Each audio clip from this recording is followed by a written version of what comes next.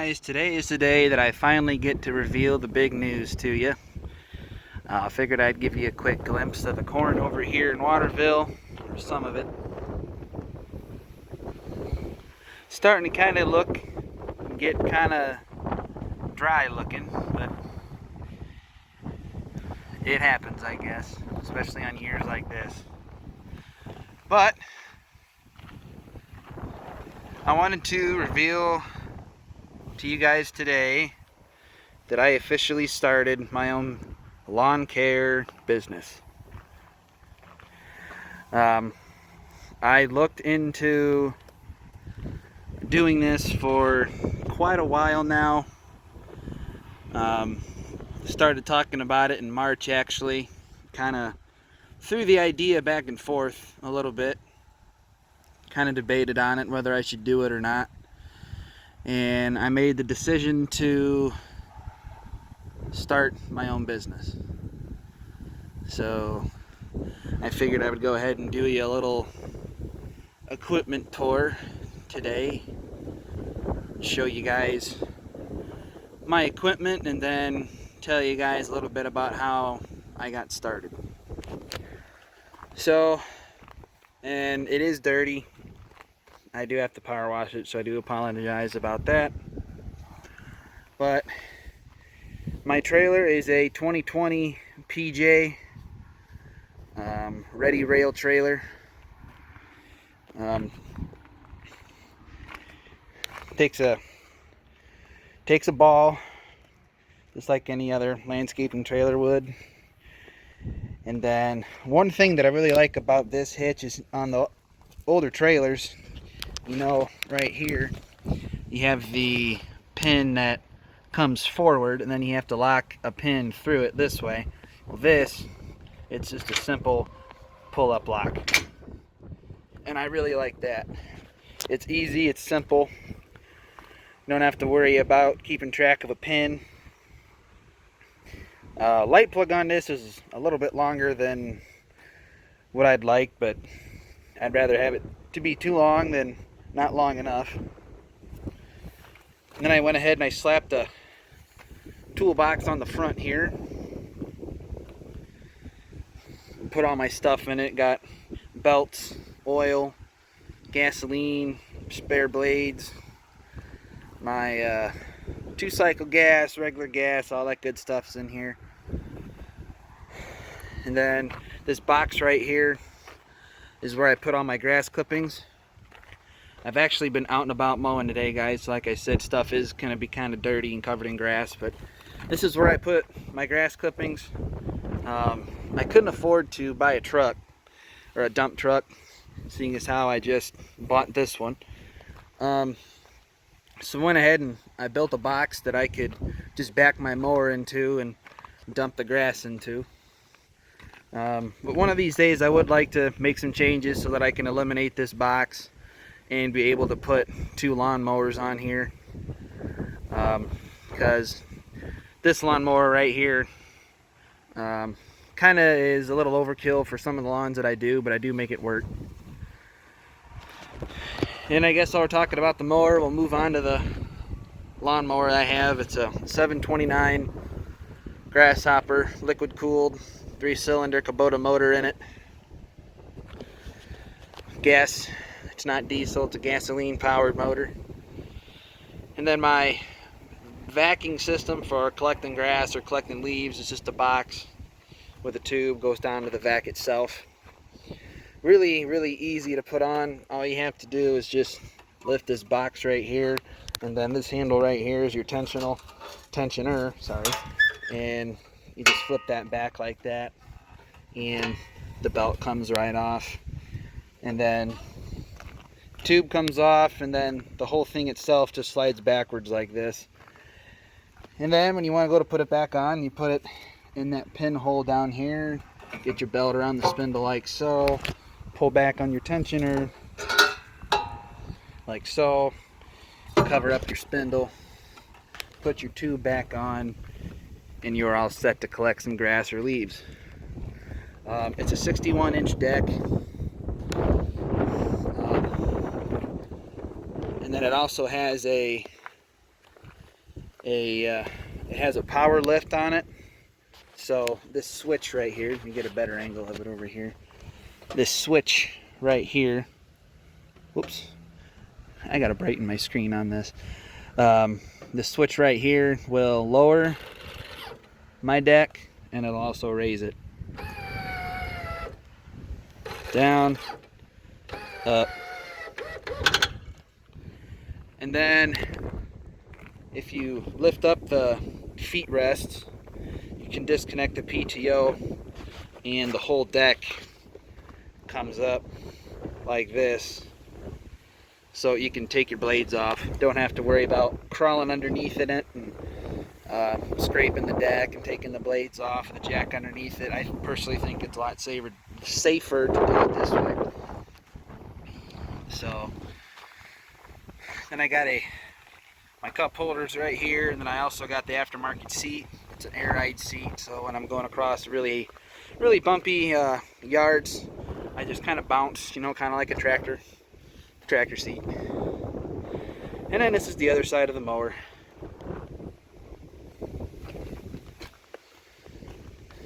And then right here's my handle for the box. You just pull back on that and out comes the grass. So only downfall of this setup is that I have to shovel. That's the only downfall, but hey, I'll make it work. And then over here, when I get a lot of grass in here, I take this tarp strap off right here, and then I can actually take this and roll it across the box, so that my grass clippings don't blow out when I'm going down the road. Or if it starts to rain, I can throw my weed whacker and my edger in here, which I'll talk about that here in just a sec. And I do have a bar that goes across it too. There's a notch right here and a notch right there. The bar goes across for the tarp, kind of like a tarp bow basically. And then here's my weed whacker, SRM 225 weed whacker through Echo. And then my edger is a PE 2620 Echo. And then this rack that I have everything on, my dad helped me build because I'm not very good at welding just yet. So he threw together this rack for me while I was gone, and he also helped me build this box. So I really appreciate that he helped me do that. And so that's where I hang my racks, and then I got some pins right here to keep things down, and a couple locks up here on them so that nobody takes my equipment when I'm not around. And then I also got a push mower. It's through Toro, 163cc, 7.25, and that sticker says it all, folks. It one pull and it starts. It is a 22 incher.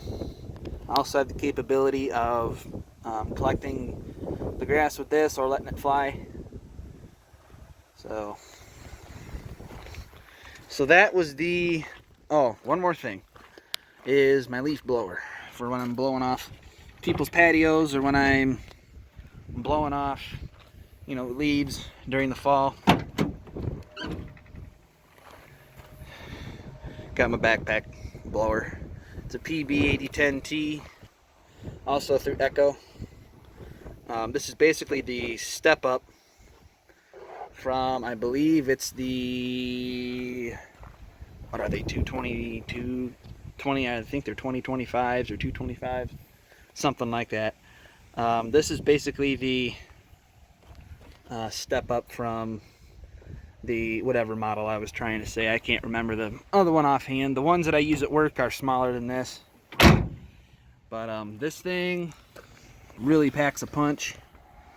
I have a sister who is literally a Tootsie Roll when it comes to being thin. And she threw this thing on her back and fired it up, and she about fell on her butt when she pulled that trigger. So it definitely packs a punch, and it will definitely get the leaves blowing around it, and it's loud too. One One of the main reasons why I went with a front mount mower was because, one, a family friend of ours had this at their house. Her husband is no longer living, and this lawnmower was just sitting in the trailer, or in the barn I should say. And I asked her if she would be willing to sell it, as it was no longer being used, and I was looking for a mower, and she gave me a really good price on it. So that was one reason why I went with the front mount deck, was because it was over at our family friend's house and she gave me a good deal. Second thing is, I like the front mounts because you can get underneath things a lot nicer. It really cuts down on your weed whacking, especially when you got to go around trees or up underneath overgrown stuff. You can get the grass up underneath shrubs and trees and plants like that, and really cuts down on your weed whacking. I have to do very little weed whacking when I use this mower versus a belly mount. I'd like to look into getting a standard mower, like one of the mowers you stand on. I've heard a lot of good things about the Ferris mowers, so probably going to look into one of those. If you guys have any suggestions on standard mowers, please drop a comment down below. The only thing that I really know is Toro and Grasshopper, and the only reason that I know anything about Toro is because that's what we use at my other job. And Grasshopper is what we use on the farm. So those are the only two things I really know. And Toro does not make a standard lawnmower or a stand mower, so I don't really know anything about the stand-up mowers either. So if you guys have any suggestions, drop a comment down below. Like I said, I'm probably going to look into Ferris, but if you guys think that there is something better out there than Ferris, definitely leave a comment. So I'm going to go ahead and hop in the truck here, guys, where it's a little bit quieter, and kind of make this a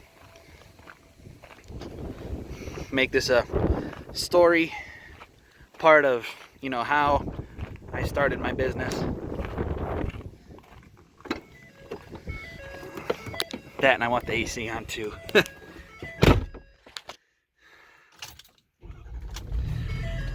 Alright, so part 2, why and how I started my business. Okay guys, so time to tell you about how I started my business and where I'm at with it right now. So back in March, I'd say, yeah, it was still pretty cold when I went and talked to him about it. Back in March, a friend of mine was looking to get out of the lawn care, business. He was looking to retire, and I called him up because I knew that he did do lawn service. And I called him up and I said, do you know of anybody that is looking for lawn care? If you do, just let me know. If you don't want the account, or if somebody calls you and you don't want the account, just go ahead and, I'd be interested. I'd like to take a look at the lawn if you're not interested. And he said, it's actually a good thing that you called me, because I have about 12 lawns that I'm looking to give up because I want to get out of it. I'm done.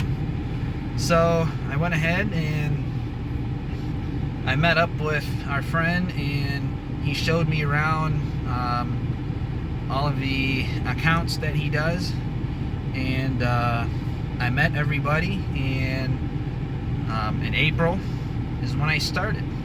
So I started getting phone calls from people saying that my grass was growing, so I went and I started mowing lawns.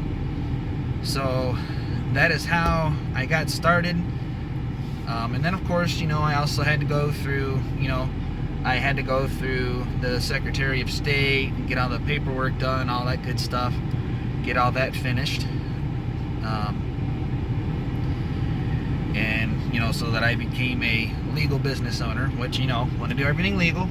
So got all my paperwork done, got my vendor's license and all that good stuff, and I'm an official business owner. I have around 22, let's see, 1, 2, 8, 12, 18. I have 22 lawns right now, total.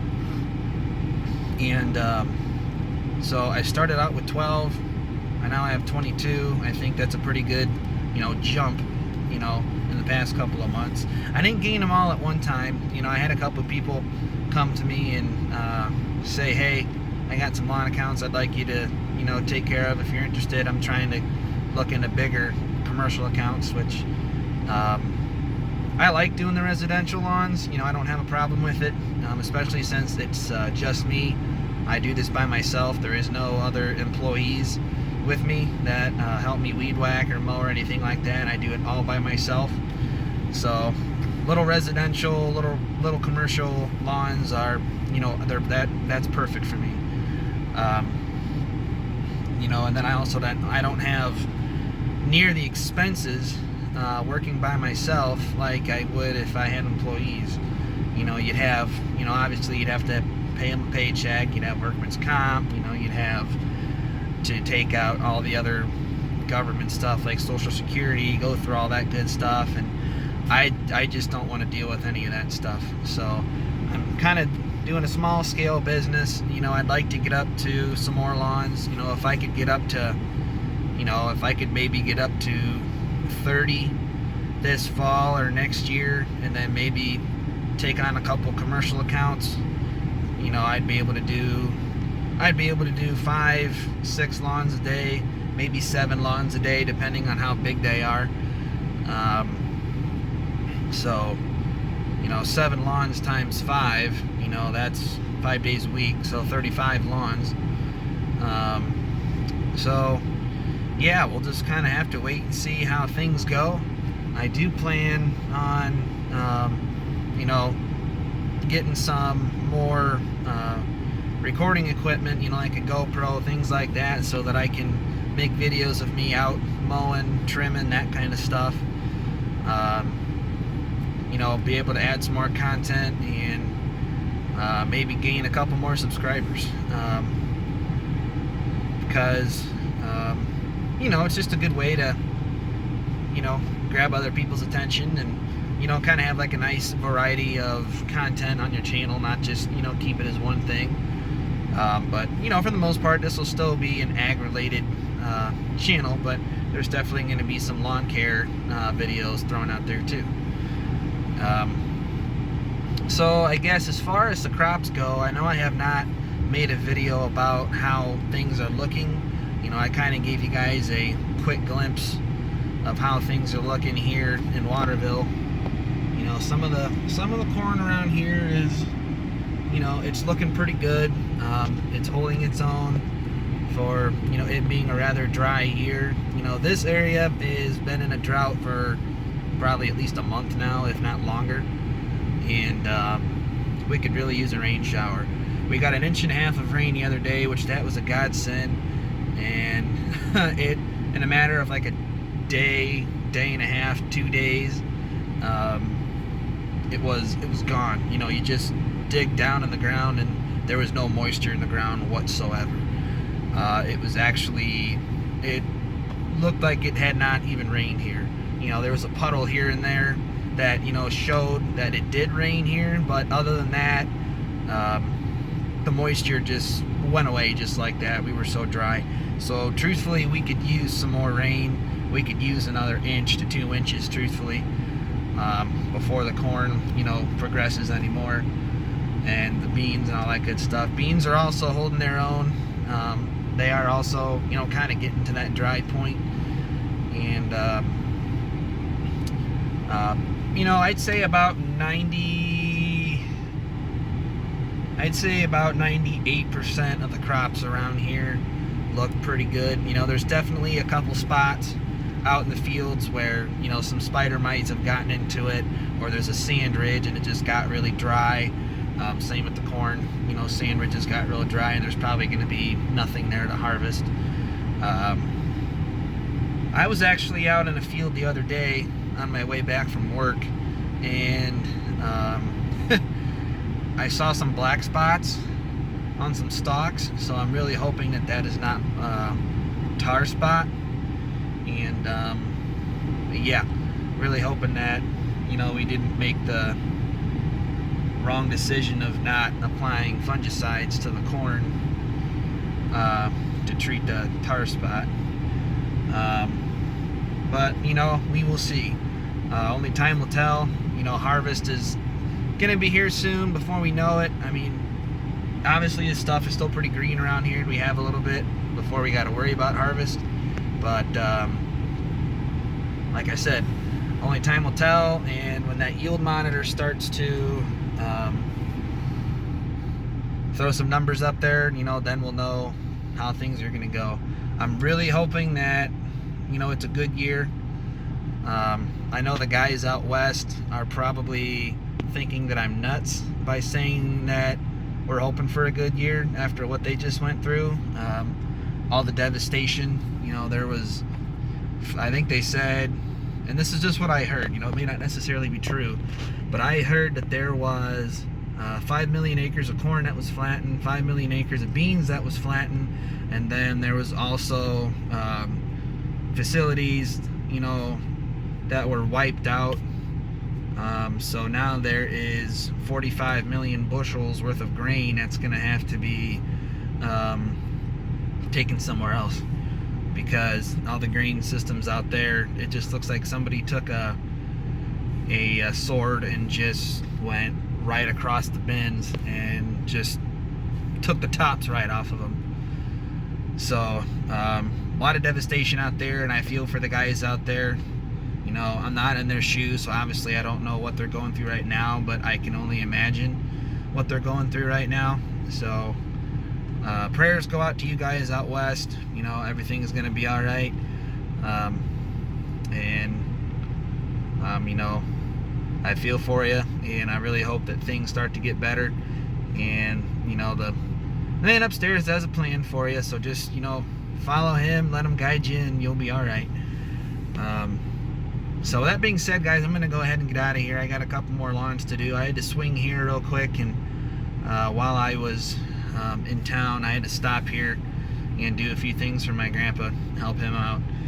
And so yeah, I'm going to go ahead and take off so that I can get my lawns mowed, get my equipment back for the day, and see what's going on at the house. So I hope you guys enjoyed the video of the reveal of the big news, and I hope to see you guys on the next upload. I hope you guys are all doing good, and we will see you guys next time. Thanks again for watching, and we'll see you on the next upload.